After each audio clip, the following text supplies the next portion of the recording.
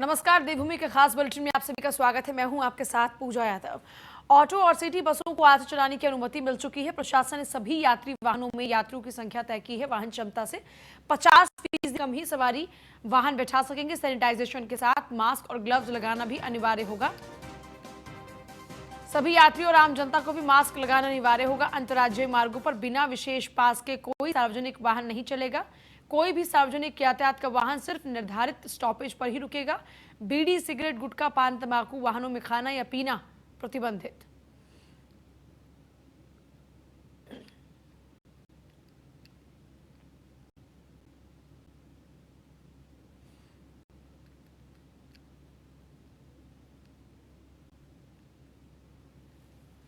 Auto और city बसों को आज से चलाने की अनुमति मिल चुकी है। प्रशासन ने सभी यात्री वाहनों में यात्रियों की संख्या भी तय की है। 50% वाहन क्षमता से 50% कम यात्री ही बिठा सकते हैं इन वाहनों में।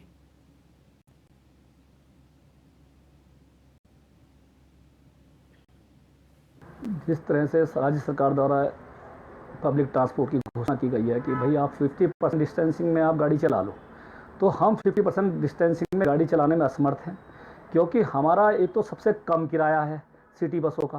क्या कहने का है कि अगर हमारी 10-12 सवारी बैठी तो हमारे 100 रुपये भी जो है हमारा एक फेरा नहीं लगता है, और सुबह 7 बजे तो हमें कोई सवारी मिलनी नहीं है, और 4 बजे तक हमने जो है इसका संचालन करना है। तो कहीं ना कहीं अगर हम चलाएंगे तो जो गाड़ी वाले अभी शांति से बैठे हुए जो थोड़ा बहुत कर ले रहा है उसमें भी वो बर्बाद हो जाएंगे। हमारा सरकार से कहना है कि अगर सरकार के अधिकारियों को लगता है कि इतने कम समय में 50% सोशल डिस्टेंसिंग पर गाड़ी चल जाती है, तो हम सरकार को अपनी गाड़ियों की चाबी देने को तैयार हैं। सरकार के अधिकारी है वो हमसे एक मानक तय कर लें कि सिटी बस के मोटर मालिकों को कितना पैसा मिलेगा, बाकी सरकार चाहे तो अपना सब कुछ में सरकार अपने आप चला सकती है हमारी गाड़ियों। तो हमने ये कहा था, मैं 2-3 बार तो माननीय मुख्यमंत्री जी को भी पत्र लिख चुका हूँ, परिवहन अधिकारियों को भी मैंने पत्र लिखा है। उसमें हमारा ये था कि भाई जिस तरीके से अभी सोशल डिस्टेंसिंग का हो रहा है तो हमारा यह किराया जस्ट से डबल कर दिया जाए। अगर किराए में ये कहते हैं कि भाई यात्रियों पर ज़्यादा बोझ पड़ेगा तो जो 50% जो बैलेंस है सवारी का उसमें सरकार वहन कर ले, तो कहीं ना कहीं हमें फ़ायदा हो जाएगा। दूसरा हमने कहा था अभी जब तक ये सोशल डिस्टेंसिंग का मामला चल रहा है कोविड-19 का, तब डीजल को हमें जीएसटी के दायरे में ले लिया जाए, या जो हमारे स्पेयर पार्ट्स वगैरह हैं 28% से 10% पे जीएसटी कर दी जाए। तो इस तरीके से अगर सरकार सोचे, और एक सबसे बड़ी चीज़ है कि जिस तरीके सरकार सोशल डिस्टेंसिंग की बात कर रही है, और केंद्र सरकार के जो इंश्योरेंस कंपनियां हैं वो हमारा जितनी हमारे चालक की सीटों की क्षमता रहती है यात्रियों की, उतना हमसे इंश्योरेंस लिया जाता है। लेकिन जब सरकार हमसे 50% में कर रही है तो हमारा जो इंश्योरेंस है वो 50% यात्रियों पर ही किया जाए, जिससे कि लाखों परिवहन व्यवसायियों को भी फायदा होगा, और ये चीजें भी जो सरकार को देखनी पड़ेगी। फहीम जुड़ गए हमारे साथ में, रेजिडेंट एडिटर। फहीम, उत्तराखंड में बढ़ते आंकड़ों के साथ साथ ये फैसला लेना खतरे को बुलावे देना जैसा ही है, क्योंकि अगर यहाँ पर परिवहन विभाग की ओर से सेवाएं दी जाएंगी, सार्वजनिक वाहन चलेंगे, तो नहीं लगता कि यहाँ पर इन्फेक्शन का दायरा बहुत तेजी के साथ बढ़ेगा? देखिए पूजा, ये बिल्कुल एक संभावना और ये आशंका खड़ी होती है, क्योंकि एक तरफ तो लगातार पॉजिटिव केसेस बढ़ते जा रहे हैं, दूसरी तरफ सारे बाजार खोल दिए गए हैं, लगभग सभी बाजार खोल दिए गए हैं। कुछ संस्थानों को छोड़ करके, चाहे खेल संस्थान है या स्टेडियम या स्विमिंग पूल और जिम, और इनको स्कूल को छोड़ करके, कॉलेजेस को छोड़ करके बाकी सारे बाजार खुले हैं। तो जाहिर सी बात है कि इन बाजारों में भीड़ बढ़ेगी। शॉपिंग के लिए जब दुकानें खुली है तो वो शॉपिंग के लिए ही खुली है, एक स्वाभाविक सी बात है, और शॉपिंग के लिए आदमी जाएगा तो भीड़ भी बढ़ेगी, और ऐसे में खतरा भी है भीड़ का। तो सोशल डिस्टेंसिंग क्या उस तरीके से बाजारों में मेंटेन हो पाएगी, क्या बसों के अंदर सोशल डिस्टेंसिंग मेंटेन हो पाएगी, तमाम तरीके के सवाल अपनी जगह खड़े हैं। और जब किसी बाजार में भीड़ बढ़ेगी तो उस पर यह भी सवाल खड़ा होगा कि ये भीड़ क्यों हो रही है। तो और दुकानें खुली है, वो दुकानें शॉपिंग के लिए खुली है, तो तमाम कट्टाडिक्टी बातें हैं। बिल्कुल आपने जो सवाल उठाया है वो कहीं ना कहीं आशंकाएं अपने आप में आती हैं सामने, और चूंकि सोशल डिस्टेंस मेंटेन करने का सरकार की शर्त है और कोरोना के तहत, प्रोटोकॉल के तहत, तो लिहाजा उसको भी मेंटेन करना है। तो तमाम तरह की चीजें सामने आ रही हैं, और शायद यही वजह है कि ये सिटी बस एसोसिएशन ने इस बात का अनुरोध कर रहा है कि जो नियम है उन नियमों के हिसाब से अगर पालन करते हैं तो उसमें बस संचालकों, ऑटो संचालकों को नुकसान होता है, और उस नुकसान की भरपाई कैसे होगी, जबकि उनको सारे टैक्सेस जमा करने हैं, वो टैक्सेस उसी रेशो में जमा करने हैं, उसी आधार पर जमा करने हैं जो कि नॉर्मल रूटीन में होते हैं। तो वो कैसे जमा होंगे, तो फिर बसें चलाने का फायदा क्या है। ये तमाम तरह के सवाल खड़े हो रहे हैं। बहरहाल अभी एसोसिएशन ने बसें ना चलाने का फैसला लिया है, इसलिए आज बस नहीं चली है और ना ही कोई विक्रम चला है, क्योंकि उनका कहना है कि 50% अगर सवारी बिठाई जाएंगी और उस रूट पे तेल का खर्चा उतना ही आएगा, तो 50% का जो नुकसान होगा वो कौन वहन करेगा, वो कैसे वहन होगा, इस पर सरकार स्पष्ट तौर पर कहे तभी वो कुछ आगे इस पर कदम बढ़ा सकते हैं। जी पूजा। तो अभी इसको लेकर जो चर्चाएं जिनका जिक्र आप कर रहे हैं कि तब जाकर आगे की और नई स्ट्रेटेजी बनाई जा सकती है, उसमें फिर किस तरह से इस खतरे को कम किया जा सकता है, इसको लेकर क्या कुछ चर्चाएं चल रही हैं? देखिए, अभी सरकार की तरफ से या परिवहन विभाग की तरफ से कोई इसको लेकर के कोई अभी संकेत नहीं आया है। बहरहाल जो एसोसिएशन है सिटी बस संचालक और विक्रम संचालकों की, ये इस उम्मीद में है, इस कोशिश में है कि इस पर परिवहन विभाग कोई फैसला ले और इनसे कोई बात करे।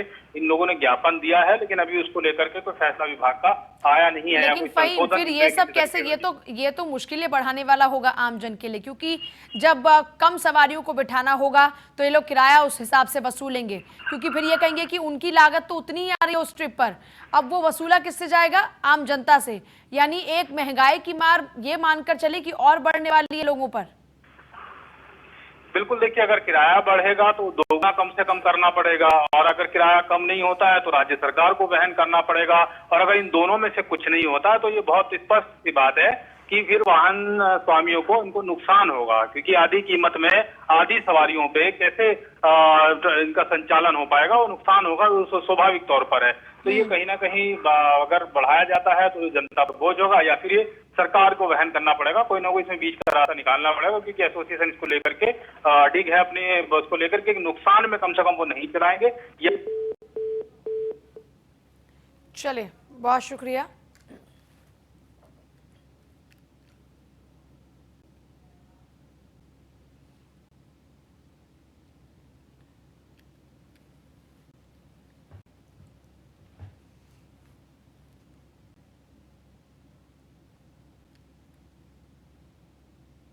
टिहरी जिले में अब तक 6 लोगों में कोरोना वायरस की पुष्टि हो चुकी है। प्रशासन और स्वास्थ्य विभाग अलर्ट है।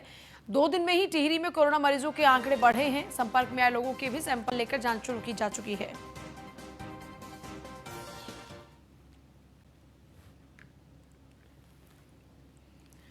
दो दिनों में टिहरी में कोरोना मरीजों के आंकड़े बढ़े हैं। देखिए, टिहरी सबसे ज्यादा सुरक्षित बचा हुआ था, लेकिन आखिरकार जब टिहरी में आंकड़े आने शुरू होते हैं 2 दिनों के अंदर ही आंकड़ों में इजाफा होता है, और अब टिहरी जिले में 6 लोगों में कोरोना की पुष्टि हो चुकी है। प्रशासन और स्वास्थ्य विभाग इस वक्त अलर्ट मोड पर है।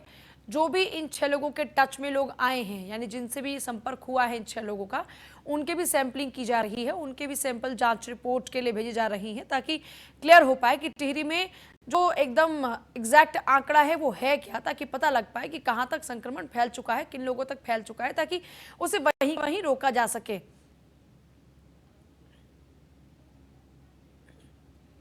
दो दिनों में ही आंकड़ों में इजाफा हुआ है। अब आंकड़ा टिहरी में 6 हो चुका है।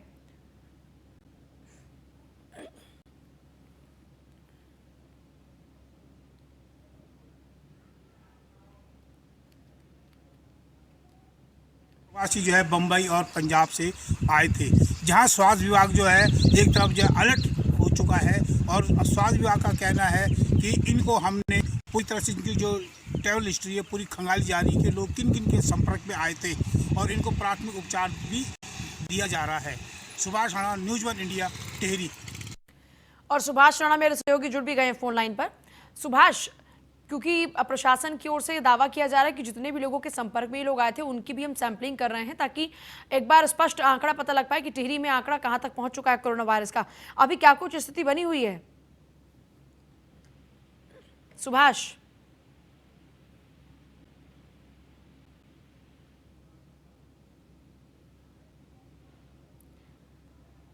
शायद संपर्क नहीं हो पा रहा, फिर से प्रयास करेंगे।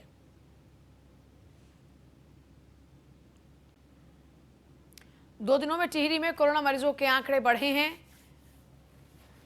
संपर्क में आए लोगों के भी सैंपल लेकर जांच शुरू की जा चुकी है।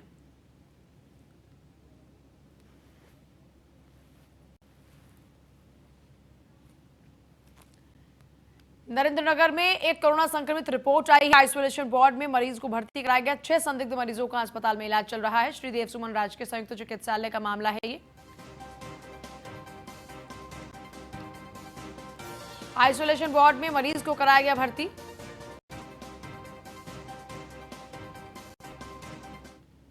छह संदिग्ध मरीजों का अस्पताल में इलाज चल रहा है। श्रीदेव सुमन राजकीय संयुक्त चिकित्सालय का यह मामला है। नरेंद्रनगर में एक और रिपोर्ट पॉजिटिव आई है। आइसोलेशन वार्ड में मरीज को भर्ती कराया गया। उससे पहले भी लगातार आइसोलेशन वार्ड में मरीजों का इलाज चल रहा है। 6 संदिग्ध मरीजों का भी अस्पताल में इलाज चल रहा है।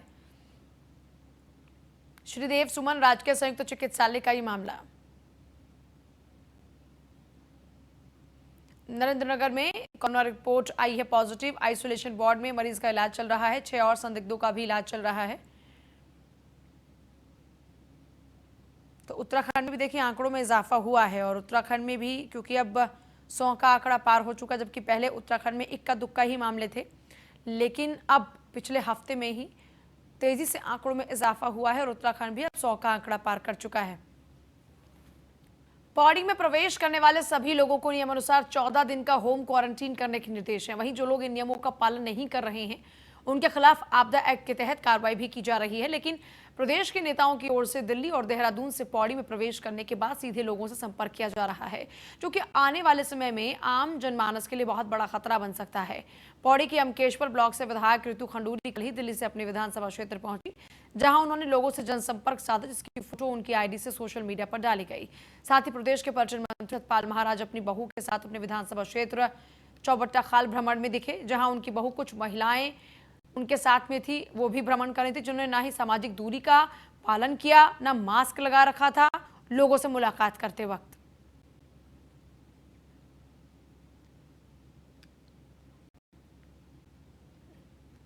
भाजपा की विधायक और उनके महिला मोर्चे के प्रदेश अध्यक्ष भी हैं ऋतु खंडूरी जी, कल वो दिल्ली से आए हैं। उन्होंने अपने क्षेत्र में जाकर के लोगों से मीटिंगें ली है। आम आदमी जब इस प्रदेश में आ रहा है, चाहे वो इस प्रदेश के जिले से आ रहा हो, देहरादून से आ रहा हो, उसके लिए सरकार प्रशासन 14 दिन के क्वारंटाइन की व्यवस्था कर रही है।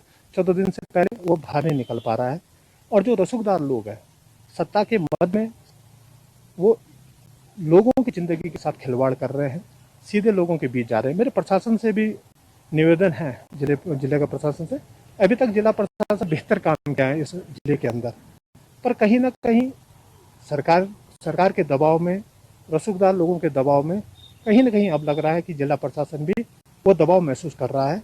जो लोग बाहर से आ रहे हैं, चाहे वो दिल्ली से आ रहे हैं या देहरादून से आ रहे हैं, जब आम लोगों को 14 दिन का क्वारंटाइन किया जा रहा है तो इन लोगों को भी 14 दिन का क्वारंटाइन किया जाना चाहिए। आम लोग तो अपने घर से सीधे घर आ रहे हैं, जबकि जो राजनीतिक लोग हैं, दूसरे लोग हैं, ये लोगों के बीच से होके आ रहे हैं, ये कई जगह से घूम के आ रहे हैं। तो ज़्यादा खतरा इन लोगों से आम लोगों की ज़िंदगी को है। तो मेरा सरकार से, प्रशासन से निवेदन है कि जो भी लोग बाहर से आ रहे हैं उनको 14 दिन का क्वारंटाइन किया जाए, और जो ये लोग आ रहे हैं इनसे भी निवेदन है कि आप आम लोगों की ज़िंदगी के साथ खिलवाड़ न करें। खबर ऋषिकेश से है, जहां यमकेश्वर के विधायक ऋतु खंडूरी को 14 दिन के क्वारंटीन के लिए जिला पंचायत सदस्य सहित ग्रामीणों ने मांग की है और चेतावनी दी है, अगर प्रशासन ने ऐसा नहीं किया तो वो आंदोलन को बाध्य होंगे। ग्रामीणों के आरोप हैं कि विधायक 2 महीने पहले दिल्ली से लौटे हैं, तब से यमकेश्वर के विधायक इन दिनों लगातार अपने क्षेत्र में सक्रिय हैं, जिसके बाद ग्रामीणों ने विधायक का विरोध करना शुरू कर दिया। ग्रामीणों का कहना है कि लापरवाही की वजह से कोई केस सामने आता है तो उसका जिम्मेदार कौन होगा।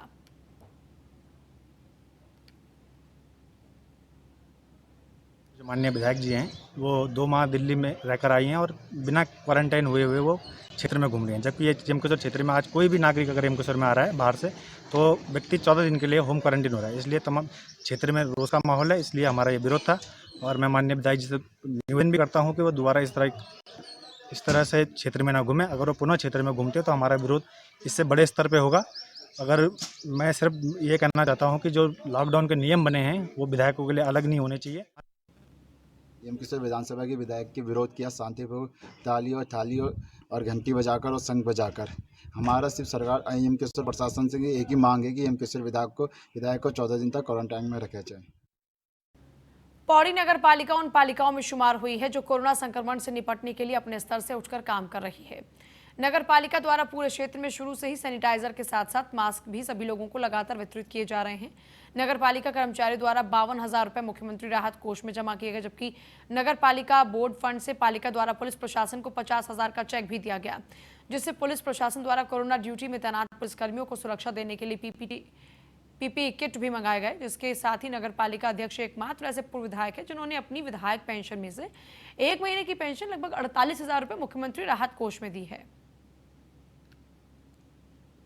ये है कि इस समय सरकार के द्वारा, केंद्र सरकार के द्वारा, राज्य सरकार के द्वारा और तमाम जो संगठन है उनके द्वारा जो है इस महामारी से निपटने के लिए तमाम तरह के प्रयास किए जा रहे हैं। पौड़ी नगर पालिका के बारे में मैं कहना चाहूँगा कि हम नगर पालिका ने जो हमारे अस्थायी कर्मचारी हैं, इसमें सफाई कर्मियों का विशेष योगदान रहा है, उनको छोड़ते हुए हमने 52,000 का चेक जो है 25,000 माननीय अपने बोल फंड से और बाकी धनराशि कुल मिला के 52,000 रुपये हमने नगर पालिका परिषद से माननीय मुख्यमंत्री राहत कोष में दिए हैं।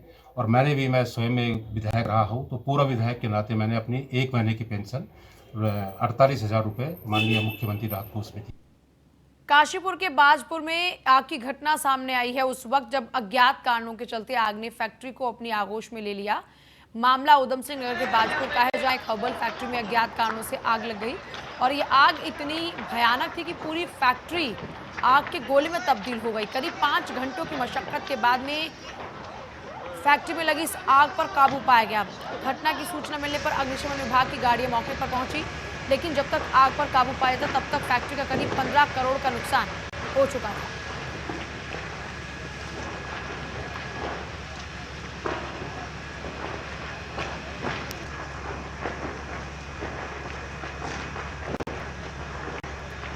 देखिए, काशीपुर का ये नज़ारा है जहां पर इस हर्बल फैक्ट्री में आग लगी है और आग की लपटें कितनी भयावह हैं वो आप इन तस्वीरों में देख सकते हैं। इसके बाद अग्निशमन की गाड़ियां भी यहां पर मौजूद हैं जो कि लगातार मेहनत कर रही हैं इस आग को बुझाने के लिए, लेकिन आग को बुझाने में काफ़ी मशक्क़त करनी पड़ रही है क्योंकि 5 घंटों तक लगातार ये आग बढ़ती रही और उसके बाद इस आग के गोले में जलकर सारा सामान खाक हो गया। खबर देहरादून से। त्रिवेंद्र कैबिनेट की बैठक जारी। सचिवालय में चल रही कैबिनेट की बैठक। सीएम त्रिवेंद्र रावत की अध्यक्षता में यह बैठक चल रही है। कोविड-19 और प्रवासियों के रोजगार से जुड़े मामलों पर फैसले हो सकते हैं। देखिए, सीएम त्रिवेंद्र सिंह रावत की अध्यक्षता में यह बैठक चल रही है। कोविड-19 और प्रवासियों के रोजगार से जुड़े मामलों को लेकर आज फैसला हो सकता है, ये अंदेशा है इस कैबिनेट की बैठक में ले जाने फैसलों को लेकर। त्रिवेंद्र कैबिनेट की बैठक जारी। सचिवालय में बैठक चल रही है। तमाम जो कैबिनेट मंत्री हैं वो पहुंचे हैं इस बैठक का हिस्सा बनने के लिए। उम्मीद ये है कि आज कई अहम फैसले इस पूरी कैबिनेट में लिए जा सकते हैं, कोविड-19 संबंधित और प्रवासियों को रोजगार देने संबंधित।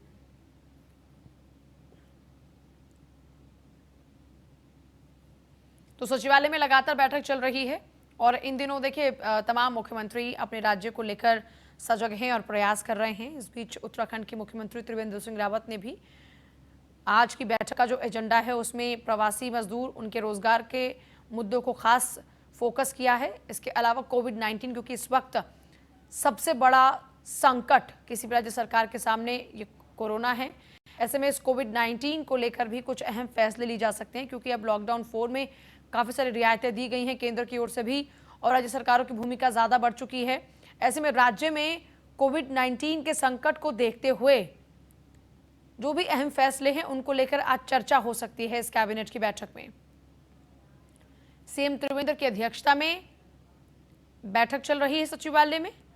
तमाम मंत्री पहुंच चुके हैं और सभी मंत्रियों के साथ में कोविड-19 संबंधित और प्रवासी मजदूरों के लिए रोजगार संबंधित मुद्दों पर चर्चा हो सकती है और फैसले भी लिए जा सकते हैं।